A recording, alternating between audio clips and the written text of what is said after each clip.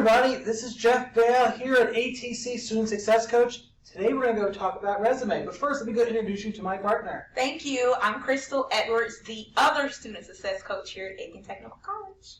Yes. So for many students, you go and you take your classes, you get that degree, then it's time to go apply for that job. Unfortunately, you got to make sure you have a good resume, because if not, that degree pretty much is a worthless piece of paper.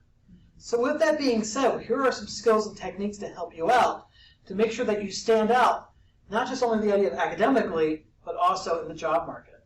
All right. Now, we're going to discuss the format of your resume. Okay, so first you want to include your contact information. This contact information would include your name, your address, your phone number, your email address.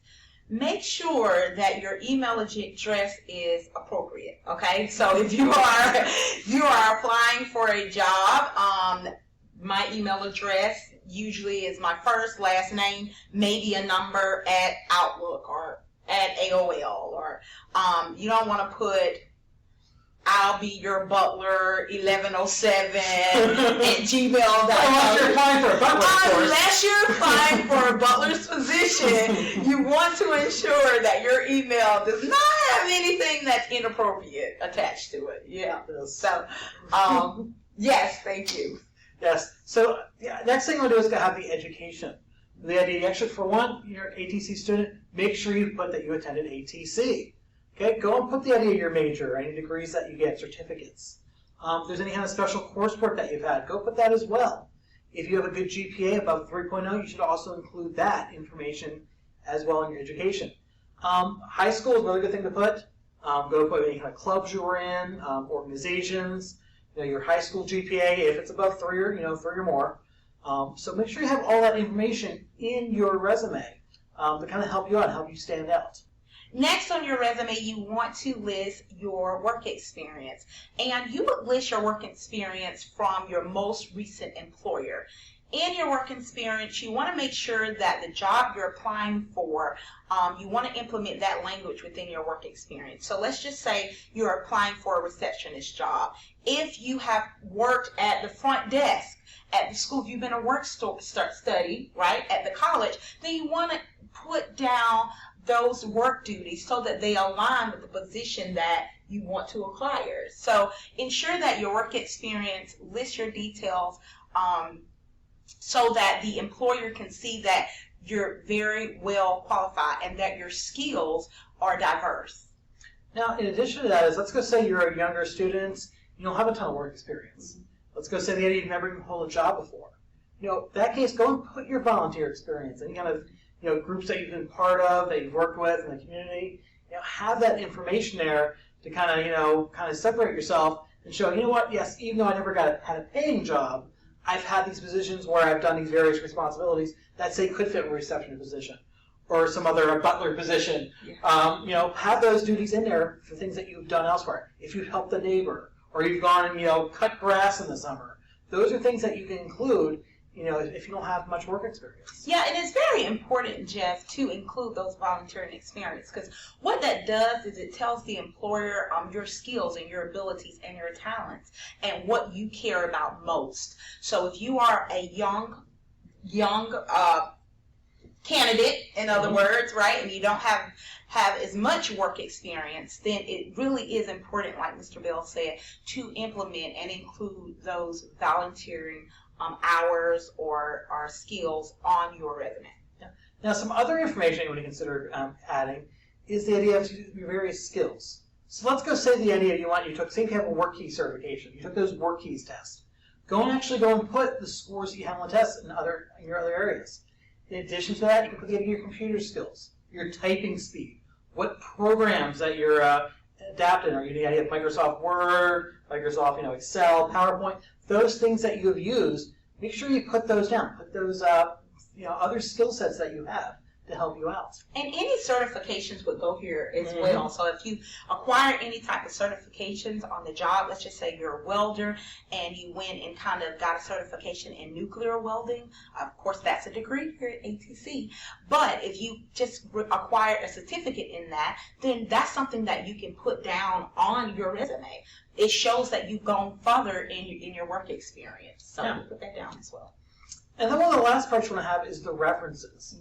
And for many, it's the idea of figuring out who is going to be your reference. Now, your next door neighbor who you've been, playing baseball with all your life is not going to be a good reference. I'm sorry. You're going to have to go and find professional references. One very good resource of going to find professional references are your instructors here at ATC. Any other work supervisors that you've had, let's say any previous jobs that you've done, someone who has seen your work, who can vouch for you is going to be a good reference. You definitely want to have the reference's name, their association with you, their job title, where they're working at, as well as their phone number and email address. And you want to ensure that before you put them down as a reference, that you contact them and let them know that you have placed them on a reference, or ask them, you want to ask their permission to be put down on a resume, because you don't want an employer to contact someone who's not familiar with with your body of work. Thank you. Yes, with your body of work. So yes, ensure that you have already contacted your reference to let him or her know that you've included them on your resume. And it's kind of good to go and check and make sure that you know what they're going to say about you. A, you don't want them to come across as super unprofessional. But B, you want to make sure they're actually going to say something positive about you. So make sure you kind of check, make sure you have an idea of what they're going to say before you put them down. Because last thing you want to do is have, a good resume, have that interview that goes well, and then they start calling those references, and then that one reference is a little shaky, and they're like, I don't know. So make sure you're kind of, keeping that in mind when you're working on that. Definitely so. Yeah. So some other things I want to kind of point out for you is the idea when it comes to actual resumes, make sure it's organized in a way that's user-friendly, so easy to read. Most employers, they'll go and spend usually about 6 seconds, I believe it is, looking at resumes. It's not long. So if you have something that is, easy to read, easy to decipher, specified areas where it actually says education, work experience, references, it's all laid out evenly, that's going to make it a lot easier for you to be noticed. Oh, definitely so. Organization is very important because, like Mr. Bell said, employers, some of them are receiving for one position hundreds of applications and hundreds of resumes. So it's important that your resume is strong, but you're not including 3 and 4 pages. Make sure that everything that's included on that resume is reduced down to 1 or 2 pages. Now, there may be some extensive jobs, like if you are, applying for a position at a hospital to be like a vice president or something like that. That's different. But just for like a position, an entry-level position, you want to ensure that that resume is not too long, because employers are looking at them very quickly just to see if your skills align with the position. Yes. Other things is make sure you don't have any grammatical errors in there. That's make sure you have the idea where everything, the spelling is correct, the grammar. So if it's something that a previous position, you have that in the past tense, what you're currently doing in the present tense. So, things like that employers will look at and be like, hey, if this person can't go and, tell the difference between past and present tense, how are they going to be able to go and write these reports for us? For monthly earnings meetings and all those kind of things. Yeah, and you want to, let's just say for your objective for the job, that's something that you would list on your resume for your objective. Ensure that your objective align with the job, okay? Make sure that you want to highlight in your objective what your skills are and how those skills align with the position. And that's very important to do, so that the beginning of your resume really does tell the employer that I really want this person on my team. Yeah. And while you want to have a template of the idea of, okay, here's my education, experience, objective, all that stuff, you really want to tailor it, for the position you're applying for. You don't want to just have the same carbon copy resume that you're sending out to everybody.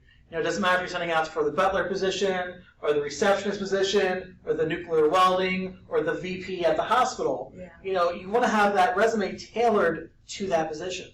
Yeah. And we are going to close at this time, but if you have any questions and want to learn more about resume development, you can contact us here at Aiken Technical College. We can help you with that. I am Crystal Edwards. You can contact me if you need to phone me at 803-508-7484. And I'm Jeff Bale, and you can contact me at 803-508-7467. Please remember that we have tutoring available in the Student Success Center from 8 to 4 Monday through Thursday. You also can come in on Fridays from 8 to 1 to use the computers. We have online tutoring as well through Blackboard. Just click on the Student Success Center tab on top. Get you right into a room where you can go work with an English tutor, math tutor. We also have biology, nursing, statistics, chemistry, and quite a few other subjects as well. So please check us out. We're here for you all semester long. Make sure that we have people to help you out. Make sure the idea if you're struggling in your class, and then we're at midterm time. So if you're kind of struggling, you're not getting a good grade there, you're, say a 75 or below, you really need to go and see a tutor or see a coach or work with somebody in the Student Success Center. Definitely so. And if you need to email the Student Success Center, you can email us at success@atc.edu. And like Mr. Bell said, we are at the midterm of the semester. So it's a very critical time for you to meet with a coach, use those resources in our Student Success Center to help you be successful.